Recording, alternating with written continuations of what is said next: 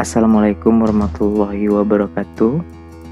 Pada pertemuan kali ini kita akan membahas tentang asuhan keperawatan gagal jantung atau CHF. Outline pada materi ini kita akan membahas tentang definisi, etiologi, tanda dan gejala, klasifikasi, pemeriksaan diagnostik, komplikasi, penata laksanaan non-farmakologis, penata laksanaan farmakologis, pencegahan, diagnosa keperawatan, intervensi keperawatan. Definisi, istilah gagal jantung secara sederhana berarti kegagalan jantung untuk memompa darah dalam jumlah yang cukup untuk memenuhi kebutuhan tubuh. Etiologi, penyebab paling umum dari gagal jantung kongestif adalah penyakit jantung koroner. Penyebab lainnya yang termasuk otot jantung tegang, hipertensi, serangan jantung, kardiomiopati, penyakit katup jantung, infeksi, aritmia jantung atau ritme jantung abnormal, anemia, penyakit tiroid, penyakit paru-paru, dan terlalu banyak cairan tubuh. Tanda dan gejala. Gejala pada paru bisa berupa dyspnoe, ortopnoe, dan paroksimal nokturnal dyspnoe. Gejala sistematik berupa lemah, cepat lelah, oliguria, nokturia, mual, muntah, asites, hepatomegali, dan edema perifer. Gejala susunan saraf pusat berupa insomnia, sakit kepala, mimpi buruk, sampai delirium. Klasifikasi gagal jantung. Di sini ada dua klasifikasi. Klasifikasi berdasarkan kelainan struktural jantung dan juga klasifikasi berdasarkan kapasitas fungsional. Pada klasifikasi berdasarkan kelainan struktural jantung, ada 4 stadium. Stadium A memiliki risiko tinggi untuk berkembang menjadi gagal jantung. Tidak terdapat gangguan struktural atau fungsional jantung, tidak terdapat tanda atau gejala. Stadium B, telah terbentuk penyakit struktur jantung yang berhubungan dengan perkembangan gagal jantung, tidak terdapat tanda atau gejala. Stadium C, gagal jantung yang simptomatik berhubungan dengan penyakit struktural jantung yang mendasari. Stadium D, penyakit jantung struktural lanjut serta gejala gagal jantung yang sangat bermakna saat istirahat walaupun sudah mendapat terapi medis maksimal atau refraktor. Pada klasifikasi berdasarkan kapasitas fungsional NYHA, kelas 1 tidak terdapat batasan dalam melakukan aktivitas fisik. Aktivitas fisik sehari-hari tidak menimbulkan kelelahan, palpitasi, atau sesak nafas. Kelas 2 terdapat batasan aktivitas ringan, tidak terdapat keluhan saat istirahat, namun aktivitas fisik sehari-hari menimbulkan kelelahan, palpitasi, atau sesak nafas. Kelas 3, terdapat batasan aktivitas bermakna. Tidak terdapat keluhan saat istirahat, tetapi aktivitas fisik ringan menyebabkan kelelahan, palpitasi, atau sesak. Kelas 4, tidak dapat melakukan aktivitas fisik tanpa keluhan, tidak terdapat gejala saat istirahat, keluhan meningkat saat melakukan aktivitas.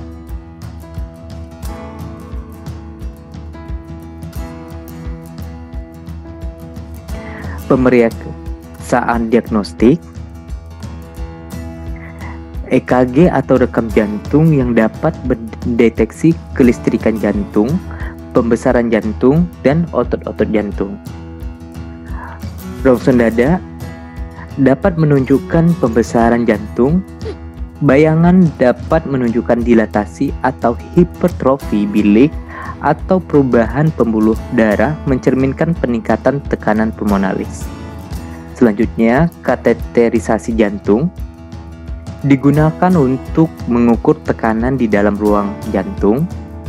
Tekanan abnormal merupakan sebuah petanda dan membantu membedakan gagal jantung kanan atau kiri, stenosis atau insufisiensi, juga mengkaji potensi arteri koroner.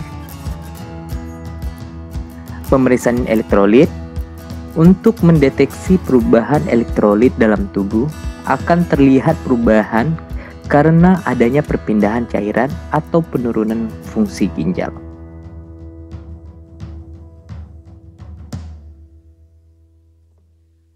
Komplikasi pada gagal jantung.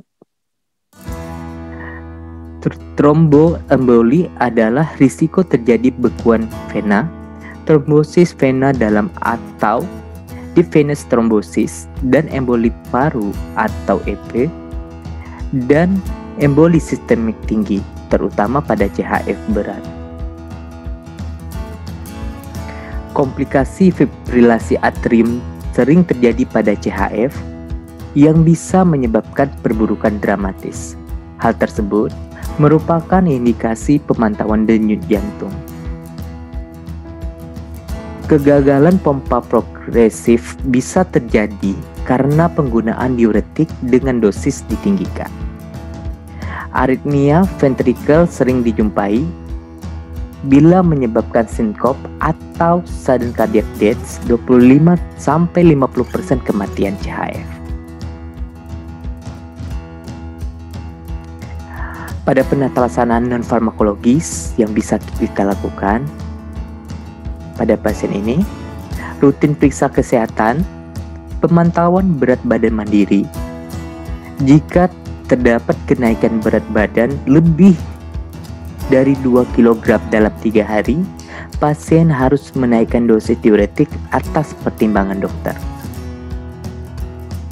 Asupan cairan.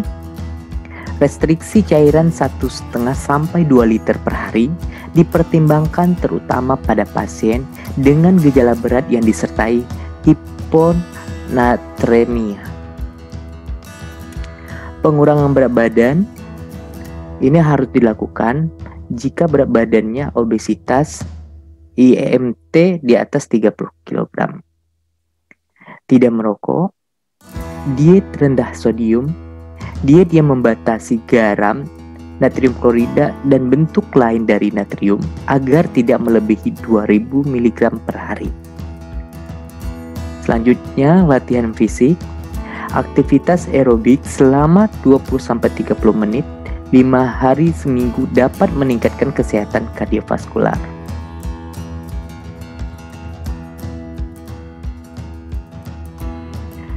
Pada penatasan farmakologis, obat yang digunakan pada pasien gagal jantung ini ada obat angiotensin converting enzyme inhibitor atau dikenal ACEI, memperbaiki fungsi ventrikel dengan atau tanpa gejala. Kemudian penyekat beta memperbaiki fungsi ventrikel dengan gejala ringan ke berat, kelas fungsional 2-4 NYHA. Antagonis aldosteron, gagal jantung simptomatik berat. Obat ini diberikan pada pasien gagal jantung simptomatik berat, kelas fungsional 3-4 NYHA, tanpa hiperkalemia dan gangguan fungsi ginjal berat. Kemudian obat angiotensin receptor blocker ARB sebagai alternatif pada pasien intoleran ACEI dan penyekat beta.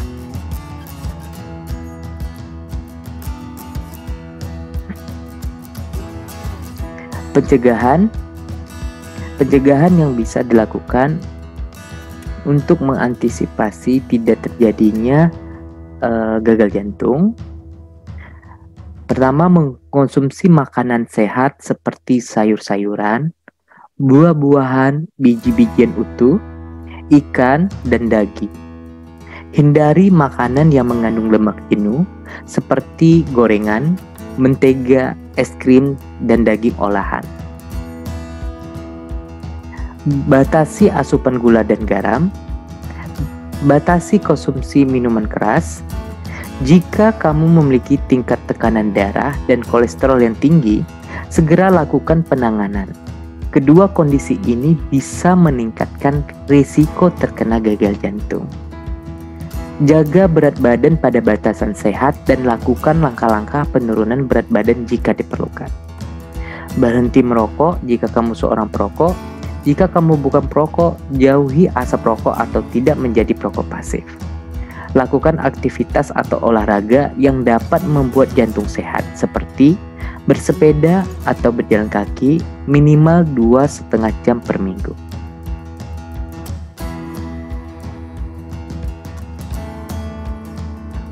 Masalah keperawatan yang muncul pada pasien gagal jantung adalah pertama, gangguan pertukaran gas. Yang kedua, ada pola nafas tidak efektif, penurunan curah jantung, nyeri akut, hipervolemia, perfusi perifer tidak efektif, intoleransi aktivitas, ansietas, dan lain-lain.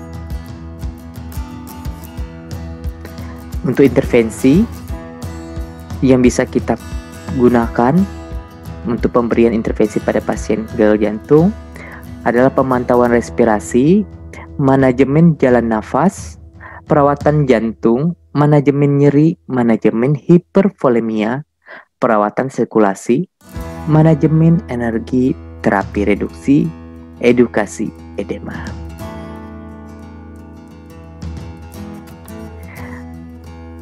Baik, saya tutup dan akhiri pertemuan kali ini. Wabillahi taufiq wal hidayah. Wassalamualaikum warahmatullahi wabarakatuh.